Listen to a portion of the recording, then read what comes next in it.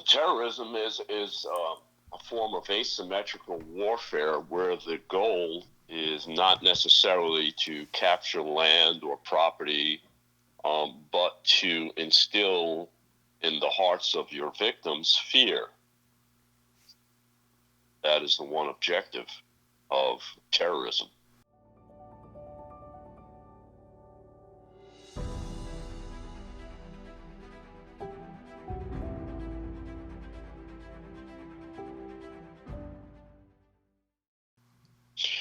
I would seem that they have found what they perceive to be the greatest weakness in Western democracies, which we would say is our greatest strength, and that is freedom, freedom of movement, freedom of speech, freedom of ideas. They exploit those to get across a message that at first may appear to be harmless, but then guides its listener to a form of thinking akin to their goal and their ideas.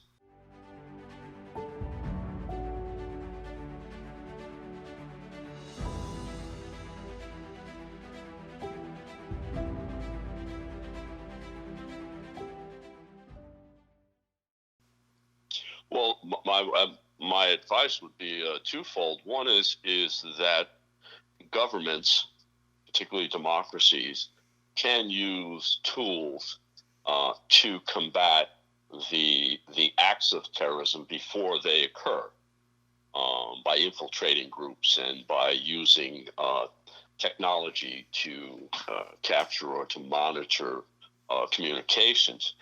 But the biggest goal in regard to combating terrorism is for communities to rise up and refute the message. The same ideas that are being communicated to young people, particularly disenfranchised young people who feel they don't have a voice, who feel they don't have a purpose in their life, who become fertile soil for the jihadists and for the terrorists. I think the community in democracies, leaders have to speak up, not necessarily government leaders, but community leaders, religious leaders have to stand up and refute this ideology to be successful. If it's just the government alone, we'll never be successful. We'll always be fighting battles and never winning the war.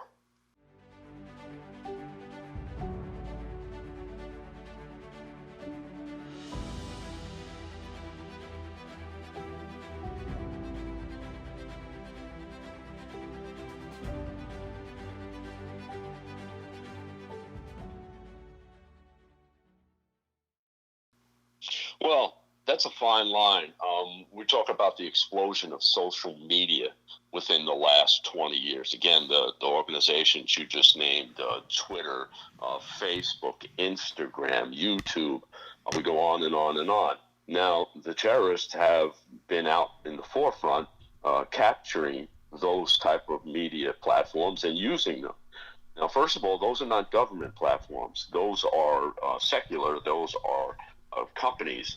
So can the government tell YouTube you can't allow this, or can it tell Facebook you must remove this particular group's postings? Like there was just an article where Facebook had taken down the Taliban's page postings.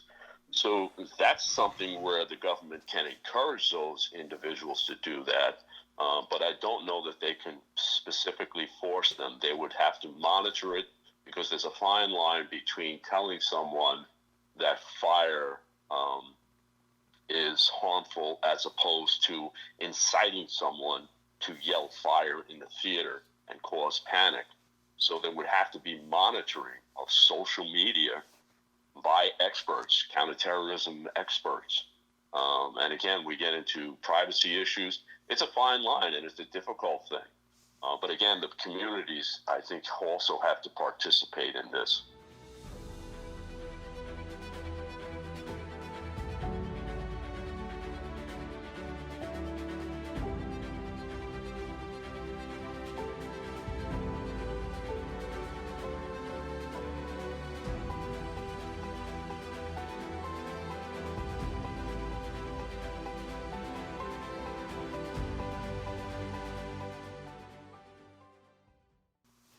That's an excellent example you give of Muhammad Hajib. And I think the first thing before we come to what's the solution against his methodology is to examine how he became who he is. As you said, he's a Moroccan. He's now 40 years old. But let's take a look at him, and particularly how he came to be who he is. 2009, he travels to Pakistan to study, quote, with a particular Islamic missionary group called Tablighi Jamaat. Now, that's an interesting group because the alumni of that group are individuals like Jose Padilla, Richard Reed, the shoe bomber, John Walker Lynn, the American Taliban, the London 7/7 bombers. Some had studied under that group. So here we have a group that appears to be harmless. It preaches a Salafist form of Islam, and it denies any connections to terrorism. However, when you look at their groups that have graduated from their studies, then you see how Muhammad Hajib became who he was. He went there to Pakistan, again, to study. Then he comes back. Now, some of his claims of being tortured while he was in Moroccan custody have been refuted by individuals who were his actual cellmates in the prison. Two of them, one by the name of Hassan al-Khattab and another by the name of Bucha Sharif, both had come out and said that some of those wounds that he claimed were acts of torture that he had personally done to himself. They also talked about him having a smartphone in prison. So again, how did he come to be who he was? Goes back to this group that has often been a springboard for Al-Qaeda members and other radical Islamic terrorists. So now he is a martyr. He is a victim. I've been tortured. I've been unjustly imprisoned. And he begins to exploit, not just by suing and seeking monetary damages, but also by getting on social media and propagating this message, of I'm a true Muslim. Because of this, I've been persecuted. So the first thing we have to expose is his roots, where he came from, and debate him. There has to be individuals who will stand up and say, no, your group, the group that you joined, also had other terrorists assigned to it. You did not just evolve overnight.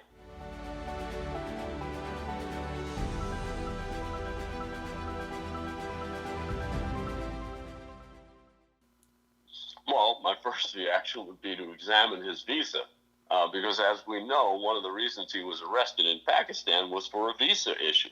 So I would be very, very strict in examining what was the purpose of his visit, what were the conditions, where did he intend to go, and whether or not his visit was going to be detrimental. Now, we've allowed individual terrorists to come in before under the guise of being harmless preachers. Omar Abdel Rahman, who was also known as the Blind Sheikh, was brought into the United States because he was just an old Islamic preacher who was persecuted by the Egyptian government, and look what happened. They made a whole cadre of terrorists in the 1990s by visiting different mosques in the greater New York area and recruiting those and forming those in their minds who would attack the World Trade Center in February of 1993. Yes. So I guess what I'm saying is Mohammed Hajib, we would have to use the State Department, would have to use scrutiny in conjunction with intelligence agencies like the CIA and law enforcement agencies like the FBI as to whether or not it was feasible to grant a visa to this individual.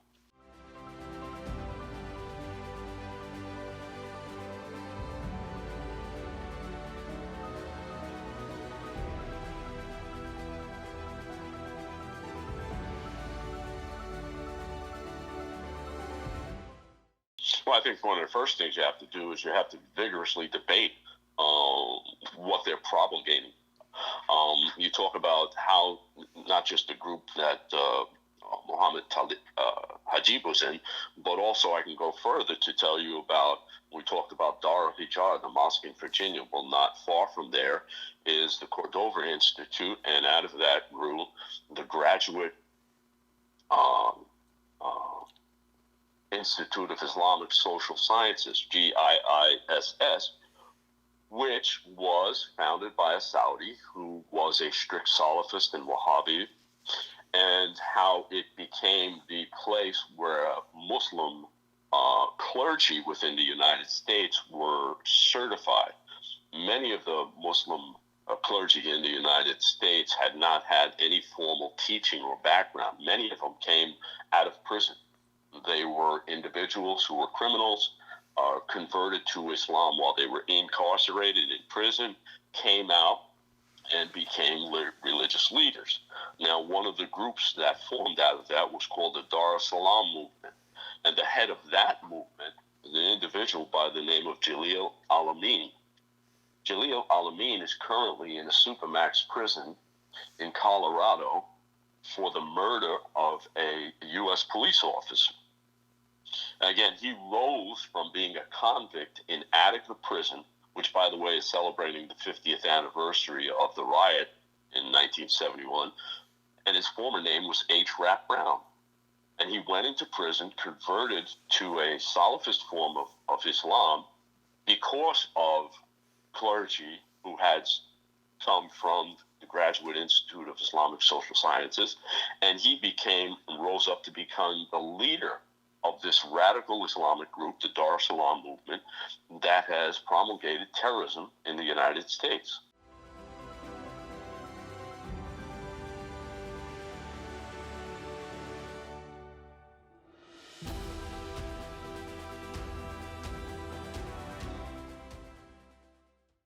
I would take it even further to say the European Union.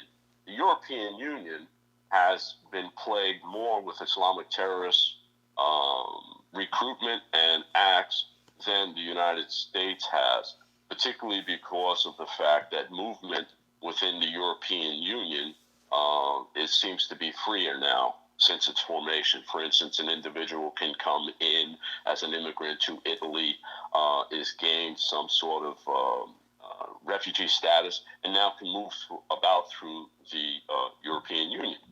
The Christmas truck bomb attack, I believe that took place in Germany. The individual was an immigrant. I think he was Tunisian, maybe Libyan, I forget exactly. Came into Italy, wound up getting arrested, going to prison. In prison, he became more radicalized, and then he was able to move throughout the European Union. So again, with an individual like Mohammed Hajib, who is now in Germany, the UN should be going, not the UN, but the United States should be going through its European Union partners to say, no, you have to start to tighten up controls. You're on one hand, expelling individuals only to have you closing one door on individuals, terrorists, to put them out. But on the other hand, you still have the back door open where more and more potential terrorists, potential individuals, young men, particularly who feel disenfranchised, can move in. Look at the terror attacks that took place in France, and look how those individuals move throughout the system and throughout the European Union, through Belgium and stuff like that. I think there has to be tighter border controls, and I think they have to close the back door where potential radical terrorists come in the guise of immigrants.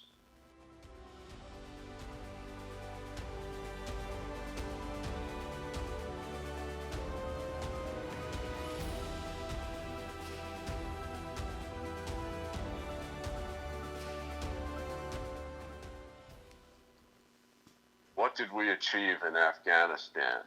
And the war against terrorism, it's almost a twofold type of thing. The war of terrorism goes on. Now, people want to say that there isn't a war. But when you have a group like Al-Qaeda and others who declare war on you, the war is not over until either side surrenders. There is no armistice.